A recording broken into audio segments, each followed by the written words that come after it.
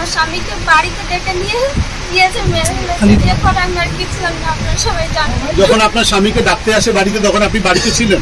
ছিলাম। তো কজন লোক ডাকতে এসেছিল? 3টে ছেলে এসেছিল। ওরা কি বললো এসে, কি বলে ডাকলো? ওরা এমনি এসেছিল, এসে বললো যে এরকম আমার সঙ্গে চল মাছ ধরবে, এই বলেই নিয়ে গেল। আমার স্বামী যাবো না বলেছিল, বলে চল ফিরি দিয়ে দেবো, এই জন্যই দিয়েছে পিছন পিছন। উনি অনেক আগে লোক আসতো, সেইভাবেই দিয়েছে। কি কাজ করতো আপনার স্বামী? আমার স্বামী ভাঙাচোরা ব্যবসা করতো, কিনে আনতো। আমি চাই যেন শাস্তি হয়, এরকম যারা এরকম মেরেছে। আমার 2 বছরের ছোট বাচ্চা আছে, আমি চাই যেন আমার স্বামীকে এরকম হত্যা করেছে। আমরা ফেরত বিদেশে থাকতে গিয়েছি। আমি চাই সরকার মমতা দিদি যেন আমাদের পাশে থাকে, যারা এরকম যাবে যেন তারা সংশোধনের সাথে। কতদিন আছেন ওখানে আপনারা? 3-4 বছর আছে। কোনো সমস্যা হয়েছিল এর আগে? কিচ্ছু হয়নি, আমাদের কোনো শত্রু ছিল না। হঠাৎ ডেকে নিয়ে বিনা অন্যায় বিনা কারণে কেন। আপনার কত ছেলে মেয়ে? আমার একটাই মেয়ে, 2 বছরের। আগে কখনো তাদের সাথে কি কোনো ঝগড়াটা এরকম কিছু ছিল? কিছু ছিল না, চিন্তা মনে। খাবারের জন্য আমাদের খুব দুঃখ হচ্ছে, এটা তোমরা ফাঁসির অর্ডার করো, আমরা ফাঁসির অর্ডার করো। যেদিন সাবির ভাইয়ের ঘটনাটা ঘটে সেই দিন থেকেই মাননীয় মুখ্যমন্ত্রী সেটাকে ট্যাগেল করছে এবং যাতে যারা অপরাধ করেছে তাদের যেন কঠোরতম শাস্তি হয়, তার জন্য দিদি হরিয়ানা গভর্নমেন্টের ওপর চাপ দিচ্ছে। এবং আমি আপনাদের মাধ্যমে এবং পরিবারের পাশে, যেমন সেই দিনই দিদি অলরেডি একটা চাকরির জন্য ফোন করেছিলেন এবং যেহেতু পরিবার চাইছিল যে কর্মসংস্থানের ব্যাপারে, তার জন্য ওর ওয়াইফকে একটা চাকরির জন্য দিদি বলেছে চাকরি এবং সরকারি আজকে অভিষেক দাও নিজের ব্যক্তিগত ফান্ড থেকে 3 লক্ষ টাকা পরিবারকে দেবে বললো, এটা বললো, ঠিক আছে। এবং আর তাছাড়াও আরও বিভিন্ন রকম সহযোগিতা যা যা দরকার পরিবারের পক্ষ থেকে সরকারি নিয়ম অনুযায়ী সব কিছু ব্যবস্থা করা হয় যাতে পরিবারের কোনো অসুবিধা না হয়। সেখানে আপনাদেরকে যেটা বলবো যে সাবির ভাইয়ের সঙ্গে যে ঘটনাটা ঘটেছে সেটা মারাত্মক ভয়ঙ্কর ঘটনা, এটা কখনো ভাবা যায় না, মেনে নেওয়া উচিত নয়। এবং আমরা দেখছি 2014 সালের পর মোদি বিজেপি সরকার কেন্দ্রে আসার পর বারবার বিজেপি শাসিত রাজ্যে বিশেষ করে বাঙালি পরিযায়ী শ্রমিকদের উপরে অত্যাচার করা হচ্ছে। বাংলায় কথা বললে বলা হচ্ছে বাংলাদেশি। এটা আমরা দেখতে পেলাম রিসেন্ট, আমরা উড়িষ্যাতেও দেখেছি কালনার দুজনকে পিটিয়ে মেরে দিল। তাছাড়াও দেখতে পাচ্ছি রাজস্থানে আমরা দেখতে পেলাম, আফরাজুলের ক্ষেত্রে দেখতে পেলাম। আমরা রিসেন্ট এবার নতুন আসার পরও দেখলাম যে উড়িষ্যাতে যেভাবে অর্গানাইজভাবে বিজেপি পার্টি থেকে অর্গানাইজভাবে যিনারা বাংলার পরিযায়ী শ্রমিক যিনারা উড়িষ্যাতে কাজ করতেন দীর্ঘদিন ধরে, তাদেরকে অর্গানাইজভাবে তাদেরকে উড়িষ্যা থেকে বার করা চক্রান্ত করা হলো। এটা কিন্তু মাননীয় মুখ্যমন্ত্রী মমতা বন্দ্যোপাধ্যায় জেনে ইমিডিয়েটলি ওখানকার প্রশাসন এবং ওখানকার মুখ্যমন্ত্রীকে নিজে ফোনও করেছিল যাতে এরকম না করা হয়। এবং সাবির ভাইয়ের ক্ষেত্রে যে ঘটনাটা ঘটলো এটা একদমই মানা যায় না।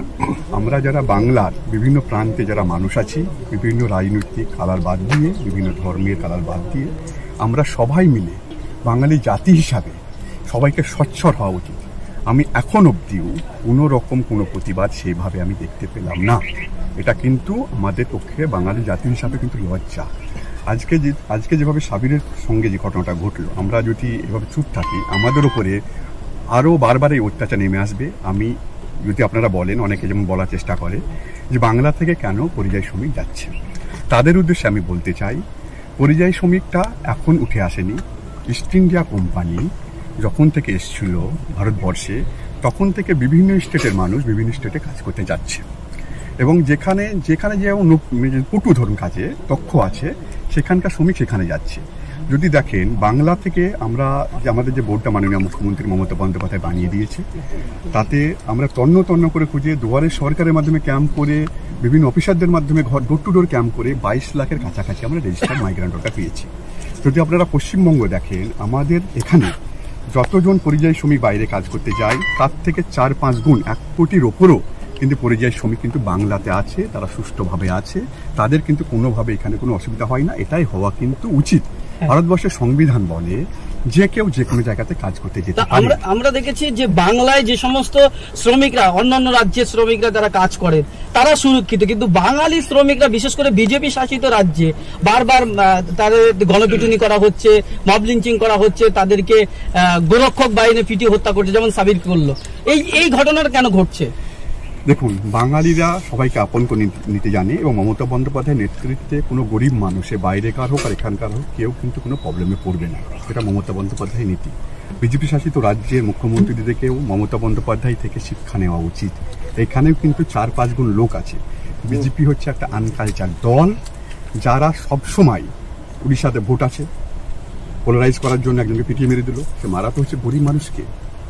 এর জন্য আমাদের যেটা করা উচিত, আমি যেমন রাজ্যসভাতে 4 বার মমতা ব্যানার্জির নির্দেশে 4 বার আমি কিন্তু পরিযায়ী শ্রমিকদের ব্যাপারটা উঠিয়েছি এবং আমি পরিষ্কার বলেছি যে বাংলায় কথা বলা মানে বাংলাদেশি নয়। পশ্চিমবঙ্গ ছিল বলে আজকে ভারতবর্ষ স্বাধীন হয়েছে। যদি আমরা আন্দামান নিকোবর যদি জেলটা দেখি, আমরা সেলুলার জেল যদি দেখি, সেখানে যারা জেলে বন্দী ছিল তাদের মধ্যে 70% কিন্তু বাঙালি। আজকে বাংলা নরেন্দ্র মোদীকে বললে হবে না যে বাংলা ছিল বলে আজকে স্বাধীনতা পেয়েছে আর মুখে বড় বড় কথা বলছে। আজকে যে নতুন পার্লামেন্ট নরেন্দ্র মোদী বানালো, সেটা কার কন্ট্রিবিউশন সব থেকে বেশি? এই পরিযায়ী শ্রমিকদেরই কন্ট্রিবিউশন বেশি। আজকে যদি পরিযায়ী শ্রমিক না থাকতো তাহলে নতুন পার্লামেন্ট বানাতে পারতো এবং কিন্তু আমার পুরানো পার্লামেন্টে দেখি সেখানেও কিন্তু পরিযায়ী শ্রমিকদের অবদান প্রচুর। কিন্তু যেভাবে বিজেপি শাসিত রাজ্য হচ্ছে, আপনাদের মাধ্যমে বাংলার আপামর প্রত্যেকটা মানুষকে বলবো যে রং, কালা, ধর্ম, বর্ণ সব বাদ দিয়ে সাবির ইস্যুটাকে নিয়ে সবাই রাস্তায় নেমে আন্দোলন করা উচিত এবং দরকার হলে রাজভবনের কাছেও আমাদের ডেপুটেশন দেওয়া উচিত। কেন চুপ আছি আমরা? আমাদের জাতীয় সত্তা কোথায় যাচ্ছে সেটা কিন্তু আমি বুঝতে পারছি না। আমি সেইভাবে কাউকে দেখতে পাচ্ছি না যারা এটা নিয়ে সোচ্চার হচ্ছেন। আমি সবার কাছে আপিল করব, এইভাবে চুপ করে বসে থেকে আমাদের কিন্তু ক্ষতিই হবে।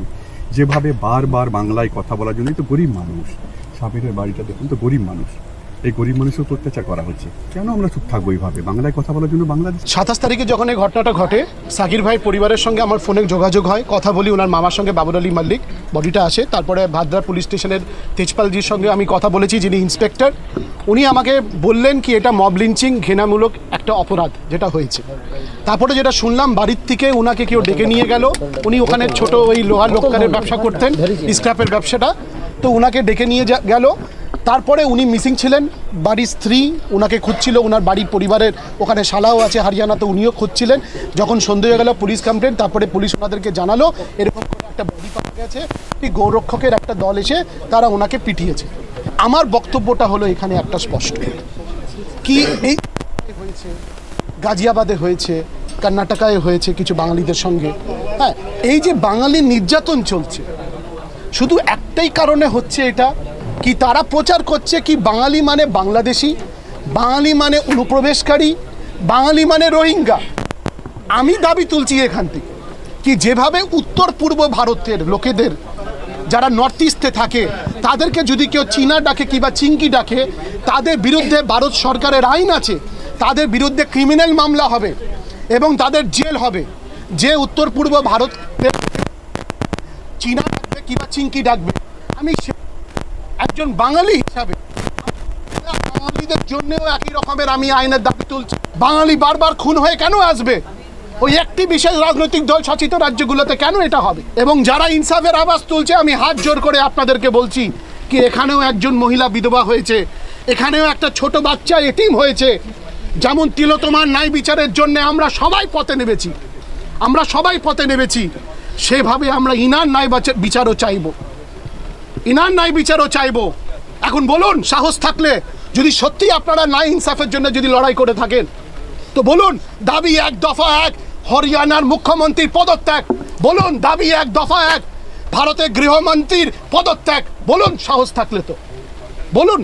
আপনারা এখানে অভিযান করছেন, করুন। দিল্লির অভিযান কতজন করবে দেখি, হরিয়ানার অভিযান কতজন করবে দেখি।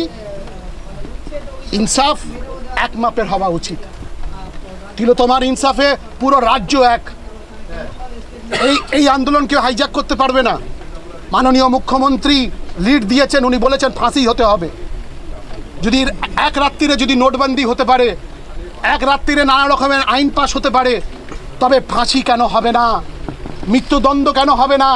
সময়সীমা বেঁধে যে অপরাধী তাকে শাস্তি দিয়ে তার মৃত্যুদণ্ড কেন হবে না? মাননীয় মুখ্যমন্ত্রী আওয়াজ তুলেছেন। ভারতের প্রধানমন্ত্রী বলছেন অনেক আইন আছে এটা দেখার জন্যে। তো আপনি যে নতুন নতুন আইনগুলো তৈরি করছেন সেটা ফের কিসের দরকার? নোটবন্দির আইন কিসের দরকার ছিল? ট্রিপল তালাকের আইন কেন দরকার ছিল? এখন আপনারা ওয়াকাফের আইন তৈরি করছেন, কিসের দরকার আছে? তো এটার বিরুদ্ধেও আইন তৈরি হোক।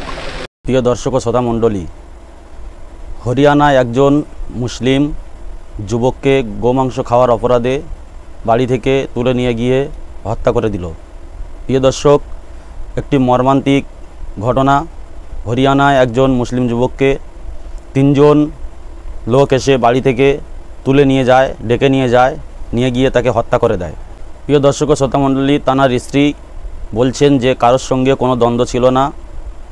হঠাৎ 3 জন লোক এসে বাড়ি থেকে ডেকে নিয়ে যায়, ডেকে নিয়ে গিয়ে তাকে হত্যা করে। তানার 2 বছরের একটি সন্তানও রয়েছে। তার ভবিষ্যৎ আজকের কি হবে? প্রিয় দর্শক ও শ্রোতা মণ্ডলী, এই যে মুসলিম ভাইটাকে হত্যা করলো, এর প্রতিবাদ কিন্তু কেউ করবে না। যেমনটা হয়েছিল আসিফা বোনের সময়। আসিফা বোনকে যখন হত্যা করা হয়েছিল, বিলকিস বানুকে যখন ধর্ষণ করা হয়েছিল বিলকিস বানুকে, প্রিয় দর্শক, আবু সিদ্দিকিকে যখন মেরে দেয়া হয়েছিল, তখন এর প্রতিবাদ কেউ করেনি। আমার মন বলছে এই যে মুসলিম ভাইটাকে গোমাংস খাওয়ার অপরাধে হত্যা করা হলো, এর প্রতিবাদ কেউ করবে না এবং ন্যায় বিচারও পাবে না। প্রিয় দর্শক ও শ্রোতা মণ্ডলী, আমি চাই যারা এই মুসলিম ভাইটাকে, আমার ভাইটাকে হত্যা করেছে, তাদেরকে কঠিন থেকে কঠিনতম শাস্তি হোক। কারা কারা শাস্তি চান কমেন্ট করে জানান। প্রিয় দর্শক, এই ভাইটা যাতে ন্যায় বিচার পায়, তার জন্য সকলে রাস্তায় প্রতিবাদ করুন।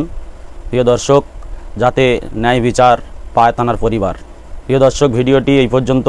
পরবর্তী ভিডিও পাওয়ার জন্য চ্যানেলটি সাবস্ক্রাইব করে সঙ্গে থাকুন।